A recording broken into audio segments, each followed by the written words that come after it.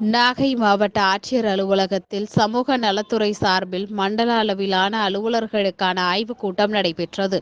தமிழக சமூக நலத்துறை அமைச்சர் கீதா ஜீவன் தலைமையில் நடைபெற்ற கூட்டத்தில் ஆட்சியர் ஆகாஷ், நாகை நாடாளுமன்ற உறுப்பினர் செல்வராஜ், தமிழ்நாடு மீன் வளர்ச்சி கழக தலைவர் கௌதமன், தாட்கோ தலைவர் மதிவாணன், நாகை சட்டமன்ற உறுப்பினர் ஷானவாஸ், குழந்தைகள் வளர்ச்சி திட்ட இயக்குநர் ஜானிடாம் வர்கீஸ், நாகை நகர்மன்ற உறுப்பினர் மாரிமுத்து உள்ளிட்ட அதிகாரிகள் இதில் கலந்து கொண்டனர்.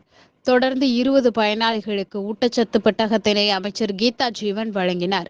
பின்னர் செய்தியாளர்களிடம் கூறிய அமைச்சர் கீதா ஜீவன், முதல்வரின் உத்தரவுப்படி தமிழகம் முழுவதிலும் உள்ள பெண்கள் தங்கும் விடுதிகள் ஆய்வு செய்யப்பட்டதில் இதுவரை முறையாக செயல்படாத 150 விடுதிகள் மூடப்பட்டுள்ளதாகவும், சில விடுதிகள் கால அவகாசம் கேட்டுள்ளதால் அதற்கு அனுமதி வழங்கப்பட்டுள்ளது என தெரிவித்த அமைச்சர், அதனையும் மீறி செயல்படும் விடுதிகளை உடனடியாக மூட நடவடிக்கை எடுக்க உத்தரவிடப்பட்டுள்ளதாக கூறினார்.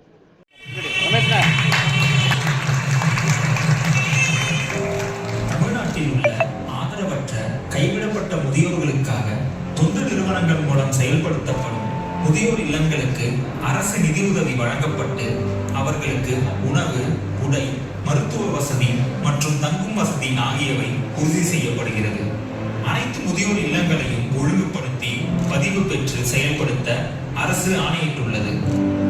வலைத்தள முகப்பு ஒன்றை உருவாக்கியுள்ளது. இதன் மூலம் குறுகிய காலத்தில் எளிய முறையில் முதியோர் இல்லங்களுக்கு பதிவு மயிலாடுதுறை ஆகிய மாவட்டங்களை உள்ளடக்கிய சமூக நலம் மற்றும் மகளிர் உரிமைத்துறையில் செயல்படுகிற பல்வேறு இயக்குநரகத்தின் சார்பில் குழந்தைகள் நலன் மற்றும் சிறப்பு சேவைகள் துறை, அதுபோல சத்துணவு திட்டத்துறை மற்றும் நம்முடைய உள்ளிட்ட துறையின் சார்பில் நம்முடைய மாவட்டங்களில் குறிப்பாக காவல்துறையிலே குழந்தைகள் மற்றும் பெண்கள் அந்த பிரிவின் சார்பில் நம்மளுடைய துறையின் ஆய்வுக் கூட்டம் இப்பொழுது தொடங்குகிறது. முதற்கட்டமாக நம்முடைய சட்டமன்ற உறுப்பினர்கள் மற்றும் என்றால் அது இந்த துறையின் மூலம் செயல்படுத்தப்படுகிற திட்டங்களால் தான் அதிகம் நாம் அந்த மதிப்பை பெற்றிருக்கிறோம்.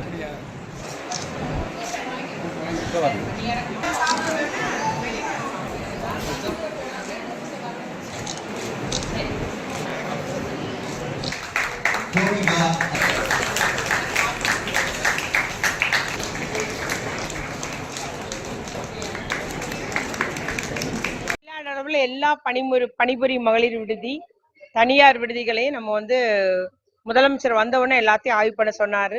ஆய்வு பண்ணி கிட்டத்தட்ட 150 விடுதிகள் உடனடியாக மூடப்பட்டது.